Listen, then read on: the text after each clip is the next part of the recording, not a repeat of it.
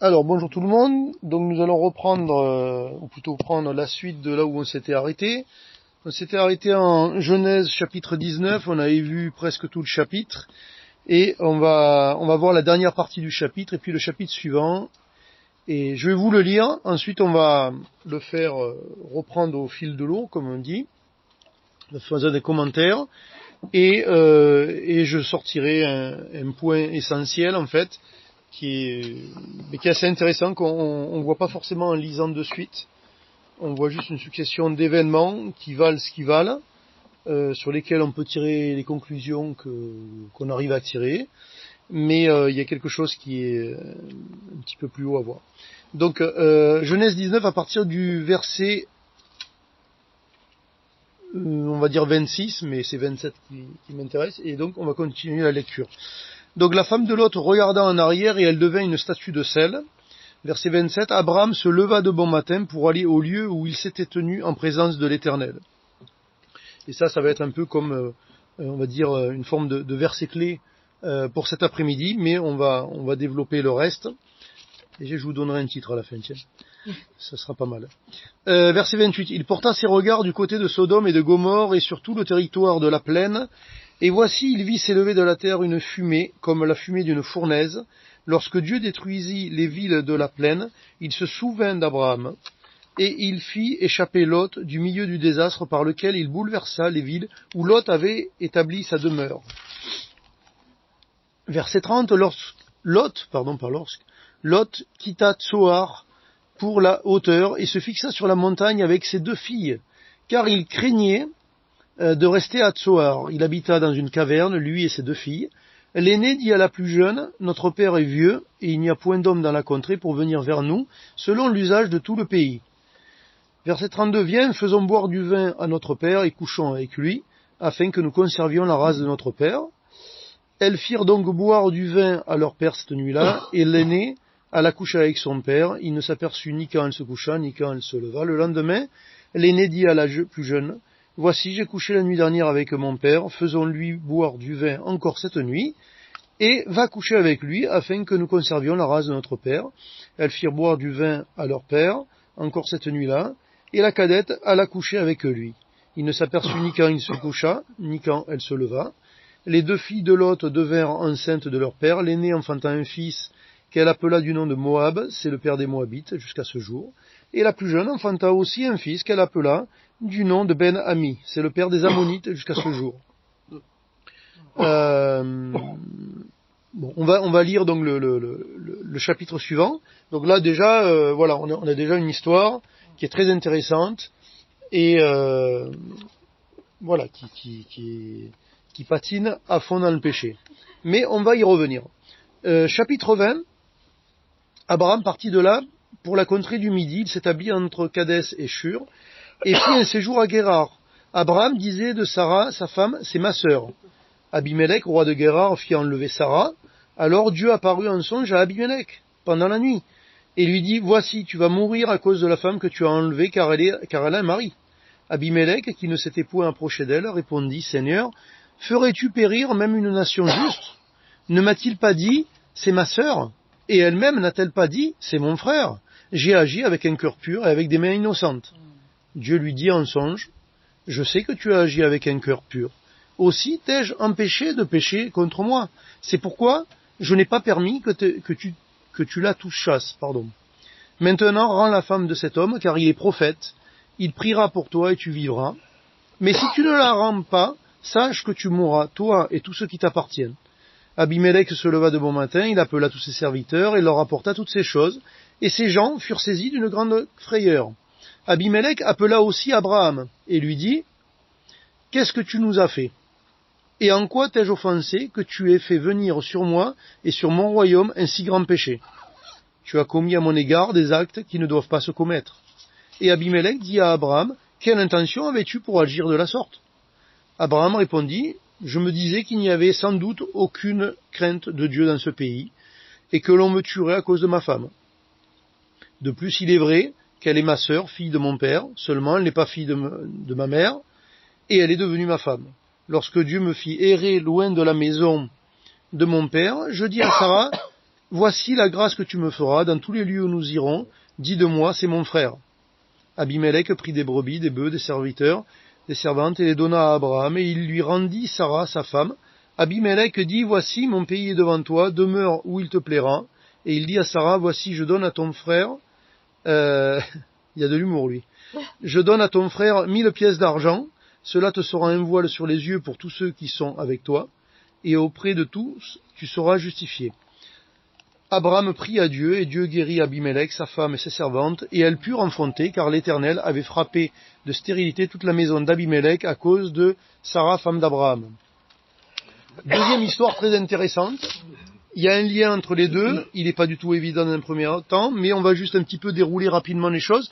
Et la première chose, j'ai démarré au verset 27 de chapitre 19, parce qu'il est dit, donc Abraham se leva de bon matin pour aller au lieu où il s'était tenu en présence de l'Éternel. Et je pense que s'il y a un point principal qui devra ressortir à la fin de ce partage, c'est de se tenir dans la présence de l'Éternel. Parce que, en dehors de ce verset, en dehors on va dire l'avant-dernier verset que j'ai lu, où il prie pour Abimelech, Abraham, il n'est pas vraiment à l'honneur, Sarah, elle n'est pas à l'honneur, Lot, il n'est pas à l'honneur, ses filles, elles sont pas à l'honneur, enfin, tout le peuple de Dieu, il est un peu hors jeu quand même. Et le seul, finalement, qui semble intègre, carré et tout, c'est Abimelech. Finalement. S'il y a un mec qui est honnête dans l'histoire, c'est Abimelech. Les autres sont tous tordus. Et donc, la chose intéressante, c'est que, vous savez, on vous rappelez, Lot, il voulait vivre dans les grandes villes. Puis après, il y a les anges qui viennent le chercher à Sodome, qui disent, bon, on va tout bousiller, donc toi, tu sors. Parce qu'en fait, Abraham, il a prié pour toi, donc très bien. Et lui, il est réticent à sortir. Lui, il veut rester dans les grandes villes, il a sa place, il a son confort, il a ses habitudes, il a tout. Finalement, il va à Tsoar, donc c'est un compromis qu'il fait avec avec les anges. Et puis là, finalement, il n'y a aucune explication qui nous est donnée. Au bout d'un moment, il reste pas à Tsoar, il s'en va. Alors déjà, juste une chose, verset 29, lorsque Dieu détruisit les villes de la plaine, il se souvint d'Abraham et il fit échapper Lot du milieu du désastre par lequel il bouleversa les villes où Lot avait établi sa demeure. Donc déjà, Lot, il échappe, il est juste, comme dit Pierre, mais il échappe quand même surtout parce qu'Abraham a prié pour lui. Ensuite, donc verset 30, Lot quitte Tsoar pour les hauteurs, il se fixe dans la montagne et il est juste avec ses 2 filles. Et il va être dans une caverne. Donc là vraiment on passe on va dire de la ville moderne entre guillemets à son époque, parce que pour nous ça serait pas moderne, ça serait ridicule, mais en tout cas à son époque c'est le top. Donc il passe de New York à une caverne, en gros, en pas longtemps. Et avec New York qui est détruit, il y a juste des cendres. Donc ça fait déjà un gros distinguo. Mais ce qui est intéressant là-dedans, c'est qu'en fait, avec l'histoire qui suit, c'est que vous pouvez aller où vous voulez, le corps de l'homme il est le même. C'est-à-dire que l'autre, il habite dans Sodome, qu'il habite à Tsoar ou qu'il soit seul dans une caverne, il progresse pas. Et nous, c'est pareil. Des fois, on se dit, ouais, mais attends, si on est un peu mieux éduqué, si on apprend un peu mieux aux gens, si moi j'apprends un peu plus de choses, si je suis dans un contexte plus favorable, si je suis pas là, mais là, ça va aider, ça va être mieux pour, on va dire, peut-être pêcher moins, marcher mieux, enfin bref, ce que vous voulez. Alors, je dis pas que l'environnement n'a aucune influence, mais le problème, il est dans le cœur de l'homme. Et le cœur de l'homme ne change pas. Et le cœur de Lot, qui était quand même, bon, malgré tout, un peu tordu, on peut dire, à partir de là, on va dire qu'il est quand même un peu charnel. Mais en fait, son cœur, il change pas, mais celui de ses filles non plus. Ses filles, elles ont vécu ce qu'elles ont vécu à Sodome.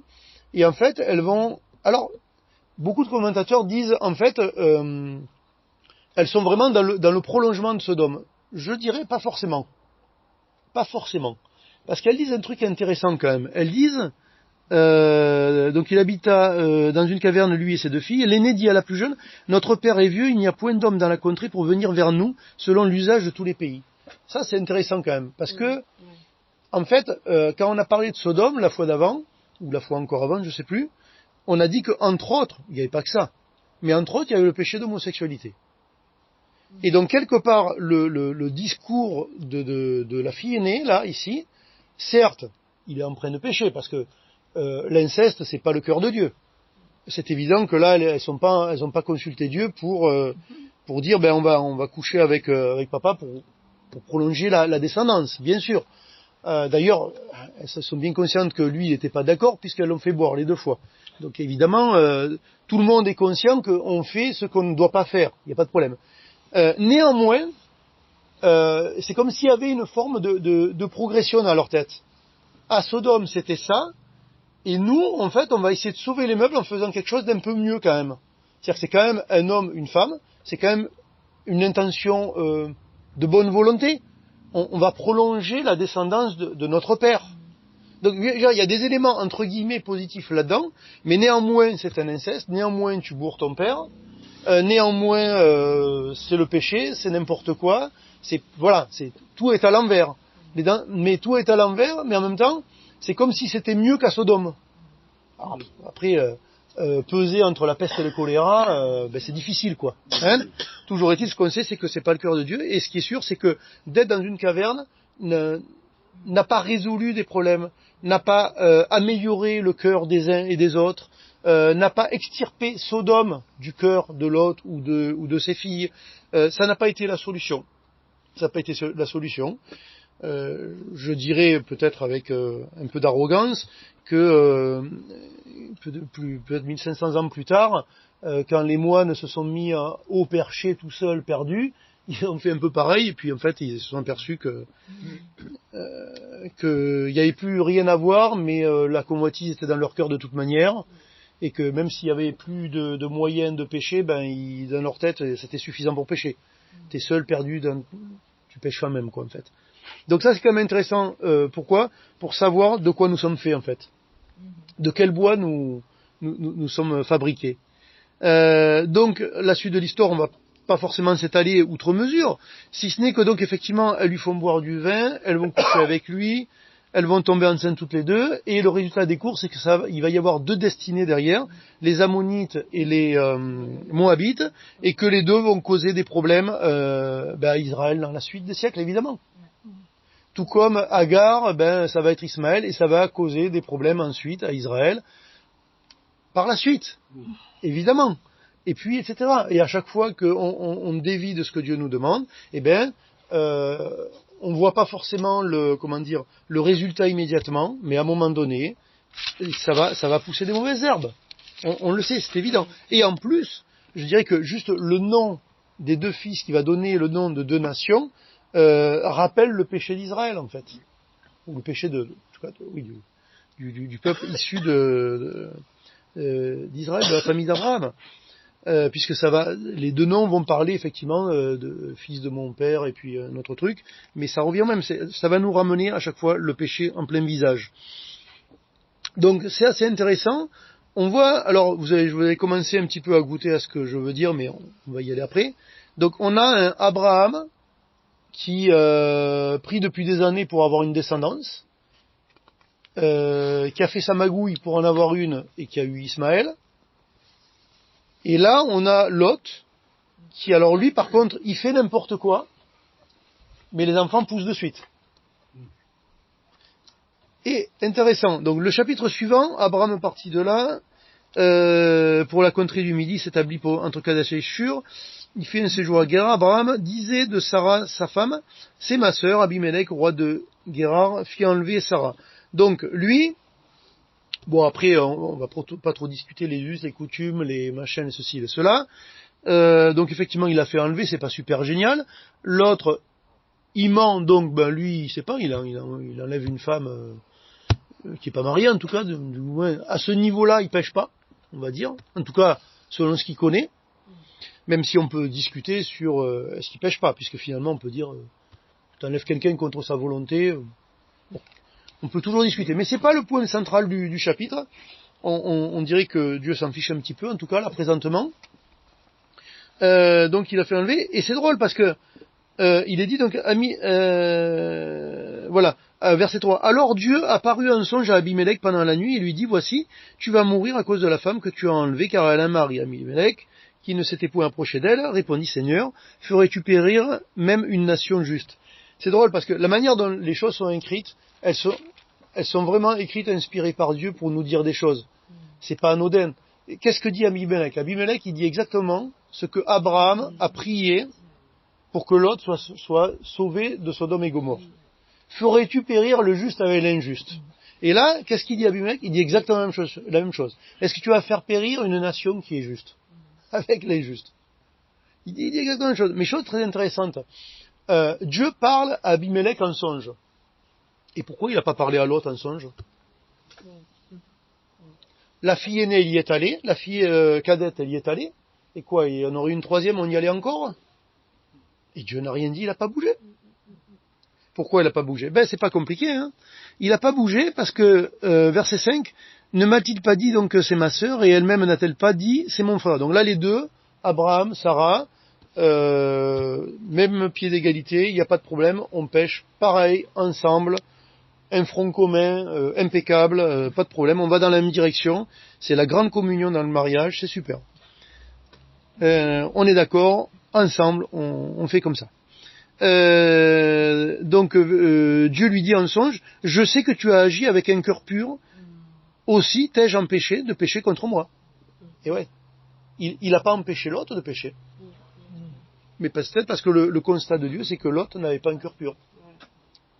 Et que Abimelech, qui sort de nulle part, qui n'est pas du tronc commun de la famille de la destinée, etc., qui doit aller jusqu'au Messie, qui n'est pas un descendant de la famille d'Abraham, qui est rien.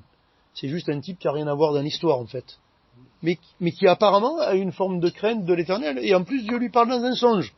Et Abraham, lui, il pense, c'est ce qu'il dit plus tard, ici, il n'y a pas de crainte de l'Éternel, ils vont me couper la tête, c'est tout. Donc, Dieu, il a regardé au cœur, et on s'aperçoit qu'il agit différemment avec Lot et avec Abimelech. Pourtant, on est dans des... Alors, je dis pas que c'est la même chose, mais en tout cas, on est dans deux personnes qui s'égarent dans ce qu'ils font, et Dieu va parler à l'un dans un songe, il va pas parler à l'autre. Il va pas parler à l'autre. Donc la question, c'est comment entretenons-nous notre cœur devant Dieu? Est-ce que je fais quelque part attention de ne pas être Lot, un Lot dans mon cœur? Donc en fait, est-ce que je fais attention de ne pas nourrir la chair? Et donc par conséquent peut-être de trouver des moyens que j'ai sous la main pour nourrir l'esprit? Ou est-ce que vogue la galère et puis on verra bien? Parce que si on verra bien, ben Lot aussi il a vu. Hein. Lot il a été extirpé de Sodome contre son gré. Finalement il est parti dans la caverne en hauteur. Pourquoi? Pour deux raisons possibles. Une c'est de se dire peut-être que Dieu va exterminer Tsoar aussi maintenant qu'il a exterminé tout le reste, puisque c'est encore une ville même si elle est petite. Ou alors les gens de Tsoar commençaient à le regarder de travers et faisaient un peu être un lien entre lui qui est sauvé du carnage et le carnage qui a eu lieu en fait. Et donc peut-être que du coup il se sentait un petit peu à l'étroit à Tsoar. En tout cas, quelles que soient les solutions qu'il a trouvées, le péché qui est dans son cœur et la chair qu'il a alimentée, ben, l'ont fait continuer sur un chemin qui n'était pas celui qui était le meilleur pour lui et pour ceux qui l'environnaient. Donc ensuite, on a... Alors c'est intéressant quand même, parce que Abimelech est quand même un personnage assez intéressant. Il est dit donc, c'est pourquoi donc je n'ai pas permis... Ah oui, donc Dieu qui dit, c'est pourquoi je n'ai pas permis que tu la touchasses. Verset 7, maintenant rends la femme de cet homme, car il est prophète. Il priera pour toi et tu vivras. Mais si tu ne la rends pas, sache que tu mourras, toi et tout ce qui t'appartient. Abimelech se leva de bon matin, il appela tous ses serviteurs, il leur apporta toutes ces choses. Et ces gens furent saisis d'une grande frayeur. Donc vous voyez, c'est pas nous on est des pécheurs, Dieu on ne sait pas, on s'en fiche, oui non mais tu nous racontes ton songe, mais c'est bon, hein, prends tes cachets le soir avant d'aller te coucher, hein, parce que là franchement, prends ta camomille, hein, parce que là tu passes pas des bonnes nuits en ce moment, Abimelech, hein. Non, c'est on le prend au sérieux le gars. Il te dit que Dieu lui a parlé dans un songe, ouais, attends, on va écouter un peu là. On va écouter ce qu'il dit. Et Abimelech, lui, il se démonte pas, en tout cas. Abimelech appela aussi Abraham au rapport, et lui dit, qu'est-ce que tu nous as fait? Il se démonte pas, Abimelech. Il sait qu'il est pas en tort. Ah, l'autre, il est prophète, mais il va me rendre un peu des comptes, là. Il va m'expliquer un peu, là. Il va m'expliquer, quand même, le Abraham. Qu'est-ce que tu nous as fait? Et en quoi t'ai-je offensé que tu aies fait venir sur moi et sur mon royaume un si grand péché? Tu as commis à mon égard des actes qui ne doivent pas se commettre. Et Abimelech dit Abraham, quelle intention avais-tu pour agir de la sorte? Donc l'attitude d'Abimelech est assez intéressante, parce qu'au moins il y a une attitude de transparence, où le gars, une fois qu'il sait un peu le fin mot de l'histoire, il confronte, on va dire, le coupable pour... voilà, on met les cartes sur table, on retourne les cartes et on voit qu'est-ce qu'il en est.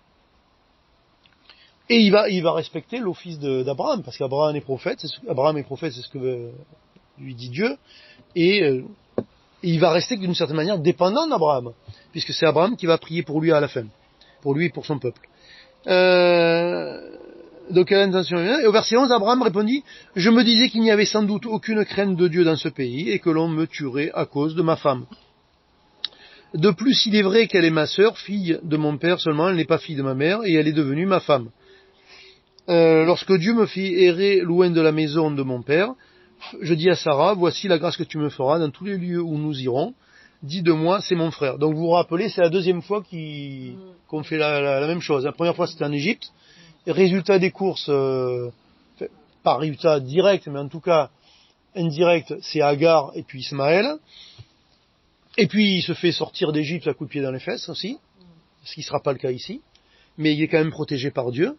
Et donc ici, on refait le même stratagème. Donc la première fois, il n'a pas compris qu'il fallait peut-être faire un peu différemment. Alors après, je dirais que de manière terre à terre, on peut comprendre que Abraham et Sarah procèdent comme ils ont procédé. C'est-à-dire que, comment dire, bon, même si ça a tendance à fonctionner beaucoup moins bien aujourd'hui, nous on est dans un pays où, quand il y a un litige entre deux personnes, vous allez vers la police et la police fait son boulot, le juge il tranche, enfin etc. Dans le meilleur des mondes, même si le monde n'est pas le meilleur. Mais, et que les choses fonctionnent peut-être loin de fonctionner aussi bien que ce que ça devrait fonctionner. Mais là, on est quand même dans une époque où c'est un peu le Far West, je veux dire. Je pense que la vengeance personnelle, c'est vite fait. L'état de droit, je pense que c'est pas trop la politique locale. Les journalistes, les alertes sur Internet et tout, c'est pas trop le truc en vogue. Enfin, je veux dire, il y a pas beaucoup de garde-fous. C'est un peu, on n'est pas d'accord, t'es pas d'accord, ben à un moment donné, c'est, je prends un couteau, je te coupe la gorge, ou je te casse le nez, ou j'en sais rien, quoi. Et ça, c'est à ce niveau-là, un petit peu.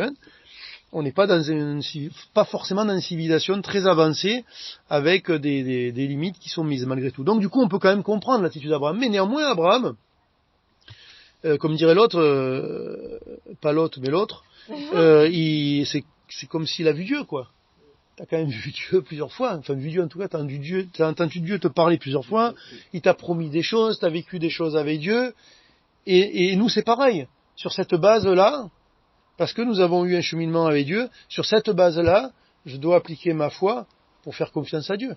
Parce que si je dois appliquer ma foi sur la réalité terre à terre des situations, eh ben oui, je suis dans le doute, je suis dans la crainte, et je vais trouver les stratagèmes que je peux pour essayer de sauver un peu ma peau, parce qu'en fait, je suis pas dans une attitude où je pense que Dieu va prendre soin de moi, en fait.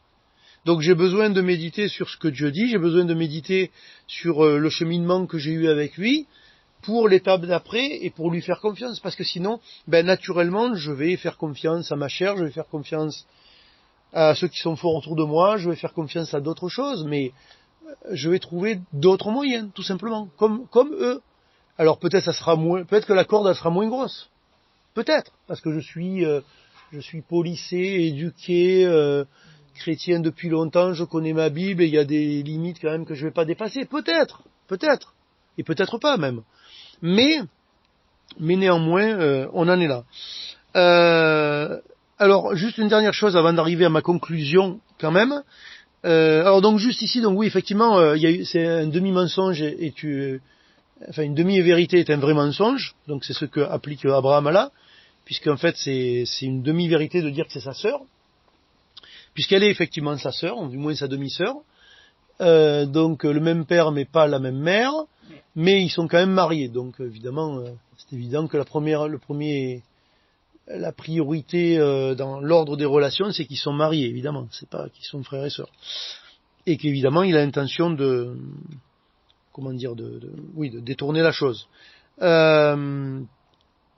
Donc oui, effectivement, donc ça c'est un demi-mensonge ou une demi-vérité qui fait un vrai mensonge. Et du coup, on en est là. Et en plus, donc comme je vous dis, c'est en plus un mensonge institutionnalisé. Un jour, on s'est mis d'accord que partout où on ira, tu diras que je suis ton frère, je dirai que tu es ma sœur, et voilà, ça va bien se passer pour moi. Pour toi, je sais pas, mais pour moi, ça devrait au moins me sauver les 3 cheveux qui me restent sur la tête. Donc voilà. Donc il en est là, le Abraham. Et donc il nous est dit, verset 14, Abimelech prit des brebis et des bœufs, des serviteurs, des servantes, et les donna à Abraham, et il lui rendit Sarah sa femme. Donc il fait ce que Dieu lui dit. Et en plus, il donne on va dire des cadeaux, des bénédictions à Abraham, le prophète. Abimelech dit, voici mon pays est devant toi, demeure où il te plaira. Donc Abraham pêche, il est prophète devant Dieu, Dieu le protège, et en plus, comme en Égypte, quelque part, il le bénit. C'est pareil, il est parti encore avec des cargaisons derrière. Malgré tout, même s'il a pris des coups de pied aux fesses. Donc, voici mon pays, donc tu peux rester avec nous, tu choisis ton terrain, donc je te rends ta femme, c'est normal, et je te donne encore des cadeaux. Et il dit à Sarah, voici je donne à ton frère 1000 pièces d'argent, cela te sera un voile sur les yeux, pour tous ceux qui sont avec toi, et auprès de tous, tu seras justifié. Alors ici, ce verset, on va quand même l'expliquer vite fait, parce que déjà, premièrement, quand vous le lisez comme ça, il dit ça sera un voile sur tes yeux, ça veut pas dire que Abimelech il a fait quelque chose de mal avec, puisqu'au début du chapitre, il nous a dit qu'il n'a rien fait avec. Donc, en fait, c'est un voile sur la conscience de ceux qui ont vu la situation, et qui, du coup, forcément, ont jugé un peu ce que nous faisons tous. Nous jugeons tous un peu vite. Pour preuve, c'est exactement le fonctionnement du mauvais journalisme. C'est, on dit un truc qui est pas vrai, après on revient dessus, mais tout le monde reste avec la première idée. Donc on a un droit de réponse qui fait une ligne à 0,6 de grosseur d'écriture dans le journal. Par contre, on s'est pris un grand titre première page dans le journal 15 jours avant. Et le démenti, il fait ça après. Mais en fait, quelle que soit la grosseur sur le journal, dans nos cœurs et dans l'impact dans notre âme, c'est ça. J'ai reçu un gros titre, Sarah est allée dans le harem de Abimelech, et après j'apprends que il la rend à Abraham, etc. Et en fait, il dit qu'il l'a pas touché, mais il n'y a pas de fumée sans feu. Hein. Vous savez, ça c'est un proverbe français qui est supérieur à la Bible. Je vous le dis, c'est supérieur à la Bible. Hein. En fait, ça paraît logique, mais c'est pas biblique du tout. Il n'y a pas de fumée sans feu. Eh ben dites-vous qu'il peut y avoir beaucoup de fumée et pas de feu, en fait. Des fois oui, mais des fois non. En tout cas, devant Dieu, et selon Dieu, c'est comme ça que je devrais penser. Et voilà. Donc du coup, l'argent, le machin, le tout ça, c'est par rapport à la conscience des gens autour qui vont garder quand même une idée altérée de Abraham et Sarah, voyez-vous. Et ensuite, il est dit, donc ils sont avec toi, et auprès de tous, tu seras justifié. Et c'est intéressant parce que il y a une autre version de Bible qui traduit mieux en fait cette chose. Enfin, d'après ce que j'en ai compris, elle le traduit mieux que toutes les versions de Bible qui disent à peu près la même chose que ça. Et elle parle pas de justifier en fait. Ils disent pas, une traduction meilleure n'est pas de dire et auprès de tous tu seras justifié. Ça serait plutôt, mais sur le tout, c'est toi qui es blâmable. Sur le tout de la situation là. C'est toi, Sarah, qui est blâmable. Donc la plupart on traduit par et auprès de tous tu seras justifié. Et bien en réalité, dans l'hébreu, il semblerait que ça signifie plutôt que sur toute l'histoire là, c'est toi qui es blâmable. Mais moi, je vais payer pour couvrir la conscience des uns et des autres. Je vais donner à ton mari, etc., etc. Et du coup, comme je l'ai dit tout à l'heure, Abimelech a de l'humour, hein. Abimelech prit des brebis, des bœufs, des serviteurs, et donna à Abraham, et lui rendit sa femme. Non, où est-ce qu'il dit ça verset 16. Et il dit à Sarah, voici, je donne à ton frère 1000 pièces d'argent. Ton frère. Il a de l'humour en plus, Abimelech. Hein? Je donne à ton frère. Tu m'as dit que c'était ton frère. Oui, d'accord. Continuons à jouer aux idiots. Hein? Donc voilà. Donc parce qu'en plus tu m'as dit c'était moi, mais en plus ça me coûte encore. Hein? Mais c'est pas grave. On va restituer la situation. Et verset 17, Abraham pria à Dieu et Dieu guérit Abimelech, sa femme, ses servantes, et elles purent enfanter. Et donc le gros point intéressant, et on va rapidement terminer maintenant, c'est qu'en fait dans la situation de Lot, il pêche, il n'est pas prévenu par Dieu parce que son cœur n'est pas droit. Ok, ça c'est la différence avec Abimelech. Lot et ses filles, donc, pêchent. Résultat, deux enfants. Ça marche, mais alors, comme sur des roulettes. Abraham, ça fait des années que ça marche pas. Hein. Il a les promesses de Dieu, il a que les promesses de Dieu, il a Dieu qui vient, qui revient, en songe, en direct, en différé, en replay, en ce que vous voulez. Mais, bon, on l'attend toujours, ça va pas tarder, c'est le chapitre d'après. Mais, en tout cas, il l'a toujours pas, le gars.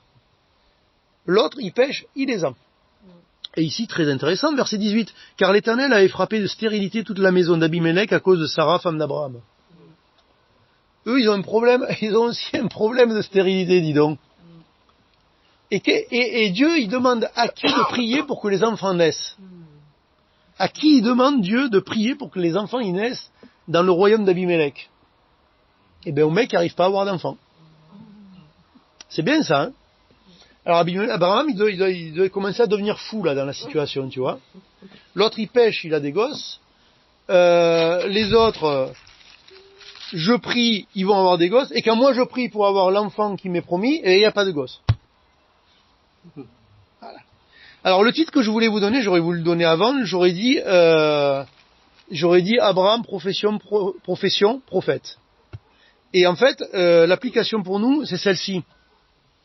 C'est qu'en fait, vous savez, nous dans notre vie, voilà, bon an, mal an, des hauts, des bas, des bonnes décisions, des mauvaises décisions. Grosso modo, on va pas se comparer ni à Abraham ni à quelqu'un d'autre, mais en fait, dans notre marche avec Dieu, on est pareil. Des fois, on a la foi, des fois, on prend des bonnes décisions, des fois, on marche bien, des fois, c'est pas ça, des fois, on fait comme lui, on est un peu tordu, on biaise, on machin, on pêche, on ci, on mi et tout ça. Mais à la fin, qui je suis? À la fin, qui je suis? Eh bien, Dieu le dit qui tu es. Et la qualité de foi d'Abraham, c'est de croire Dieu et d'y revenir. C'est-à-dire que moi, à la place d'Abraham, j'ai honte de prier pour Abimelech. J'ai honte de prendre les brebis, l'argent, etc. Moi, je vais me cacher. Je m'en vais en courant et je vais me cacher. J'ai honte, je suis le mauvais personnage de l'histoire. Au nom de quoi je vais prier pour apporter une bénédiction sur toi? Quel mérite j'ai pour prier pour toi et qu'en plus Dieu réponde? Zéro, rien, je suis nul.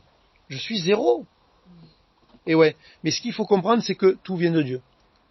Ce qu'il faut comprendre, c'est que ce que Dieu dit est vrai.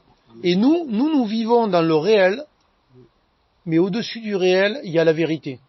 Et la vérité, elle est en Dieu. Et moi, j'ai besoin de regarder, de ressasser, de me nourrir et d'essayer de marcher dans cette vérité qui est au-dessus de ce soleil qui n'est pas là aujourd'hui, mais au-dessus de ce soleil. Parce que sous le soleil, il y a la réalité. Mais au-dessus du soleil, figurativement, il y a la vérité. Et vous savez, si je regarde comme Lot, comme Abraham qui pêche, etc., je vais être comme Pilate devant Jésus. C'est quoi la vérité? Je suis en train de regarder la réalité. La réalité, c'est que tu es un pauvre type qui t'est fait estropier partout, qui a pris des coups, qui saigne partout, qui est plein de cicatrices qu'on ne pourra pas guérir. Tu es en train de me parler d'un truc qui n'existe pas. Moi, je suis là, je suis un pseudo-roi gouverneur de Judée, et j'ai juste à faire ça, et on te crève. C'est tout. Et toi, tu sais quoi? Tu me parles de quoi? De vérité. C'est quoi la vérité? Eh ben ouais, la vérité c'est lui, c'est Jésus en face. Et nous, dans notre vie, est-ce que je vois ce Jésus maltraité, ou est-ce que je vois juste la réalité d'un Jésus qui est tout abîmé? Est-ce que je vois juste ça? Parce que sinon, je regarde, vous savez, je regarde quoi? Je regarde, c'est comme si ma vie était une voiture cabossée, et que Dieu était en train de me parler de la voiture neuve que j'ai au ciel. Qu'est-ce que je regarde? Parce que c'est vrai qu'elle est cabossée. C'est vrai qu'elle est cabossée. Et les bosses, on ne les arrangera peut-être pas, ici. Mais Dieu me dit, regarde à la voiture neuve qui sort du garage. Parce que ça, c'est la vérité. Toi, tu regardes une réalité qui est douloureuse, qui est pénible, mais qui est là peut-être pour te faire grandir spirituellement et peut-être avoir des récompenses au ciel. Regarde que toi, tu es prophète. Malgré tes bêtises, tu es prophète. Et je continue à t'utiliser parce que c'est moi qui fais tout. Toi, tu fais rien. C'est moi qui fais tout. Tu comprends? Juste, tourne la tête vers moi, reviens à moi. C'est tout. Donc voilà, je voulais vous laisser avec cette pensée un peu majeure qui, à mon avis, traverse cette fin de chapitre, le chapitre suivant, avec un Abraham qui n'a pas d'enfant et qui prie pour les autres, des gens qui pêchent, qui ont quand même des enfants, et Dieu qui fait ce qu'il veut là-dedans, mais qui sait pourquoi il le fait. Amen.